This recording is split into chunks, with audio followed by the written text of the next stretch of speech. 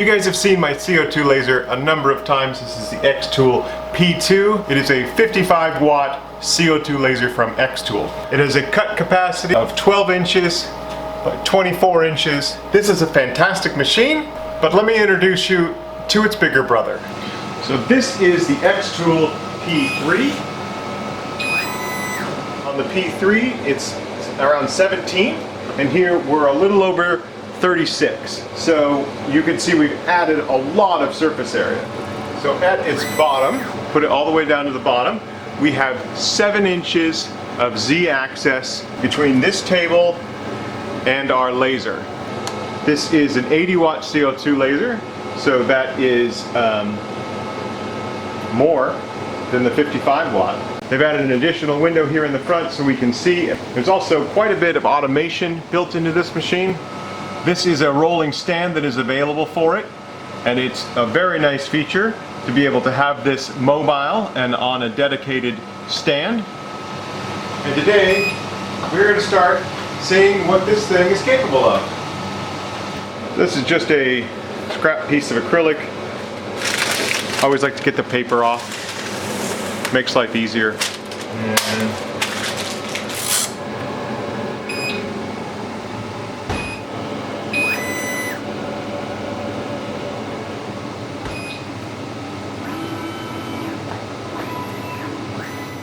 Alright, I'm going to push it, push the button,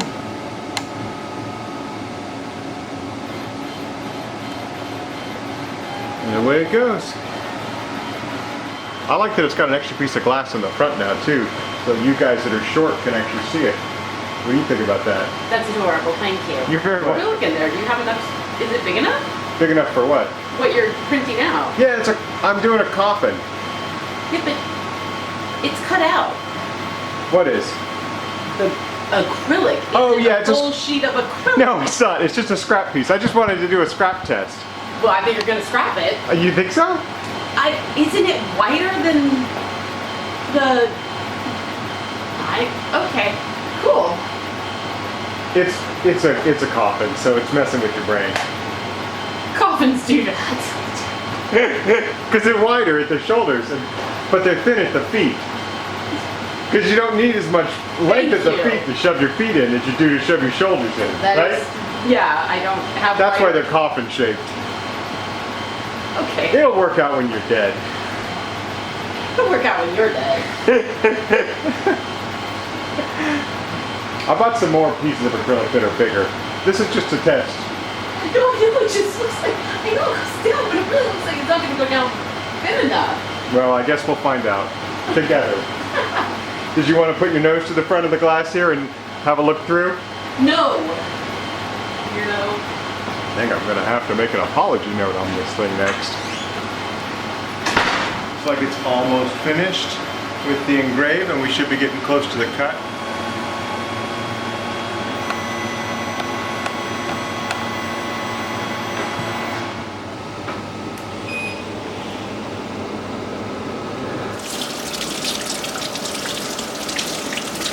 See, the engraved portions came out really good, and we got a nice polished edge on the cut, which is exactly what we would expect from a high-powered CO2 laser. I really like this. I think it's really cool. This thing can go a lot bigger.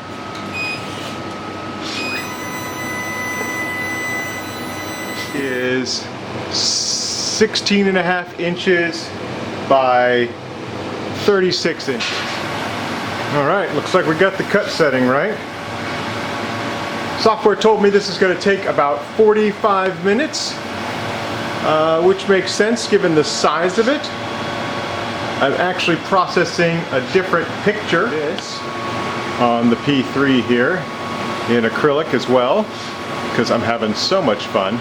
And you can see all of these areas that I engraved in the acrylic I thought would look really cool as a cutout. So I changed it from engrave to cut, and that is what we are doing. This is a 1/4 inch piece of plywood that I just picked up from the hardware store, so nothing special.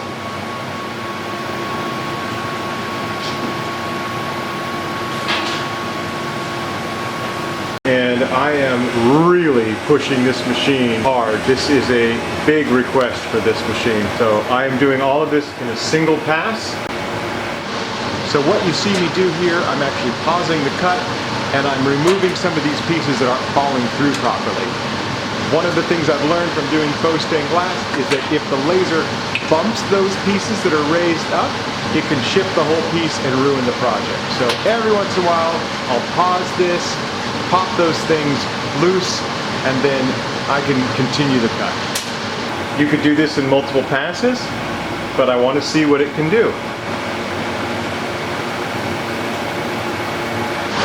This is definitely not something to walk away from. Not with the thickness of wood and the settings that I'm using.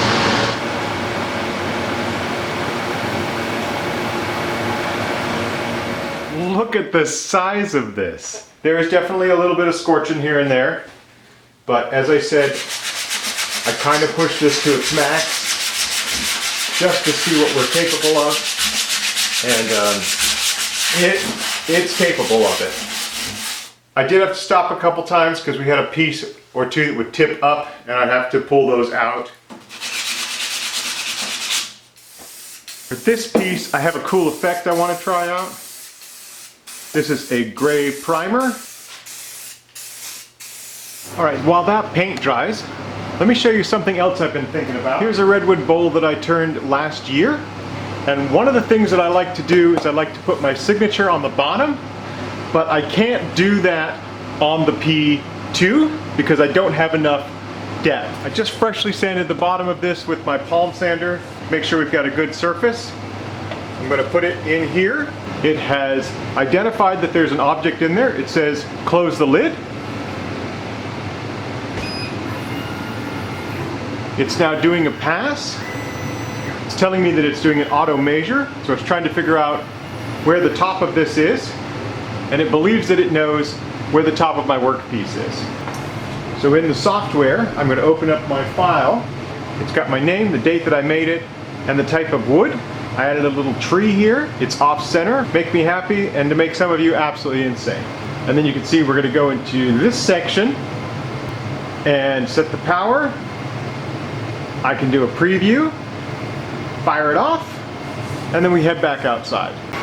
Last time I did this, I did it on the F1, and while it was doable, it was a little iffy. It wasn't safe. How about that? It wasn't safe. One thing we have discovered in the past is that the laser does not like wet wood, and this wood might still be a little wet on the bottom. So, if need be, I'll do a second pass, and that should fix it. Alright, while the P3 is doing a second pass on my bowl bottom, let's come back to our coffin lid. Thing that I was talking about. So it's supposed to add a stone texture, and I've never used this before. Let's see what it looks like.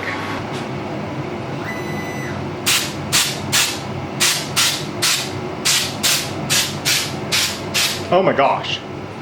Holy cats. That's amazing.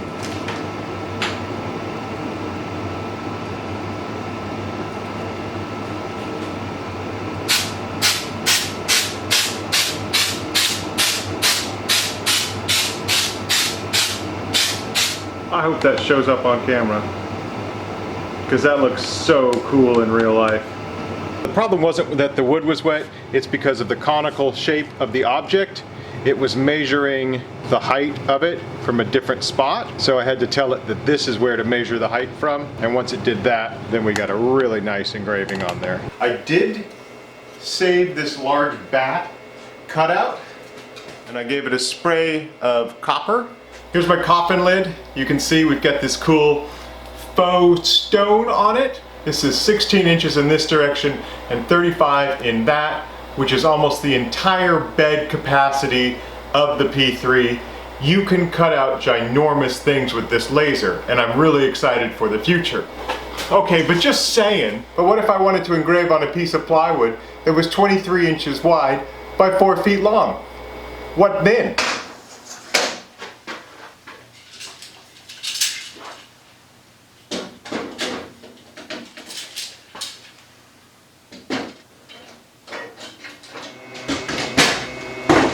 Let me show you the P3 automatic conveyor feeder. What I've asked the laser to do is take a picture of the workpiece, and so it's going to slowly keep moving it back until it sees the entirety of this board. You can see we've got a capacity here which is 2 feet wide and 16 feet in length, and I'm only using 1/4 of that capacity with my 4-foot board. I have asked it to process something fairly large, sticking with the theme that we've got so far, which is fall Halloween decorations.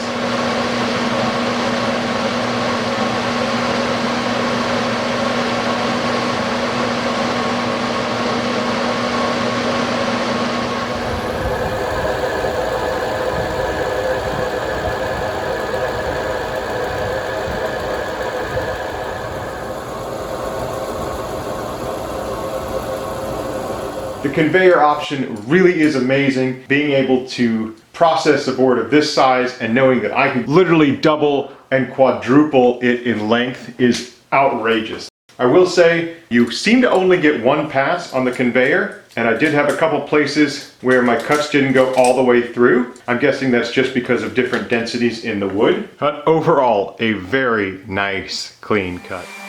If you're using the conveyor to cut, then just go a step higher than you normally would, because I told this to cut at 80% and a speed of 12. I would have just gone 90% and then I wouldn't have had this issue.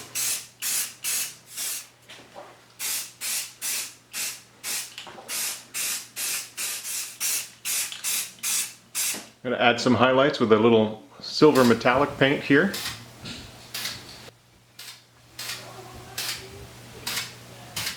Alright, so while that paint dries, I do have a piece of acrylic in the shop. Let's try that in the conveyor. It is 24 inches by 40 inches.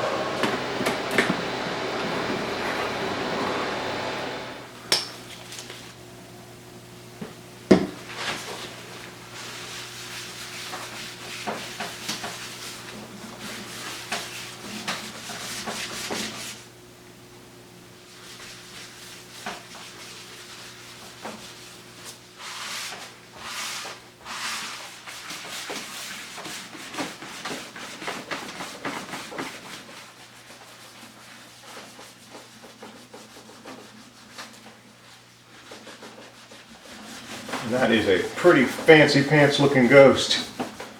Yeah, I'm really happy with that. I think you're a pretty good looking fella. Here are my 3 large scale pieces that I created on the xTool P3. Of the 3, do you have a favorite? I really like this ghost. It doesn't show up as well on camera, but it looks incredibly striking in person. Here we go, a little close-up version of my fella here, so you can maybe see some of the designs and details inside of him. He is, of course, a little hard to get on film, as every episode of Ghost Hunter will tell you. Here's the coffin lid. Hopefully you can see that stone finish in there. And lastly, my plywood spiderweb and albino spider. I think they all came out really cool.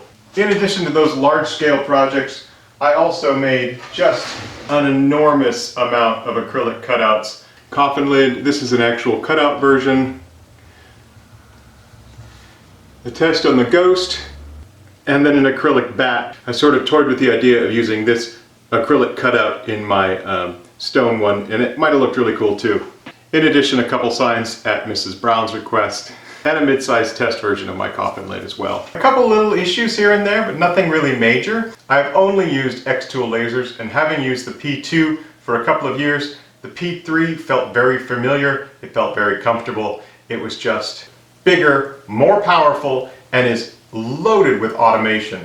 Having the machine automatically focus the laser, recognize the material, just works so much faster. If you have a P2 and you've gotten to that point where you just want to make some bigger pieces, an upgrade to the P3 might make sense for you. I'm going to go ahead and put a link down in the description for the sale that's currently going on for the xTool P3 laser. If you are interested in a P3 or P2, F1, F1 Ultra, any new lasers that are coming out, go ahead and click the link down below. I'm super excited about making new projects with it. This is not just a one and done review. We are going to be using this in the shop. As always, if you have any ideas, any suggestions for projects, I would love to hear them. Thank you guys very much for watching.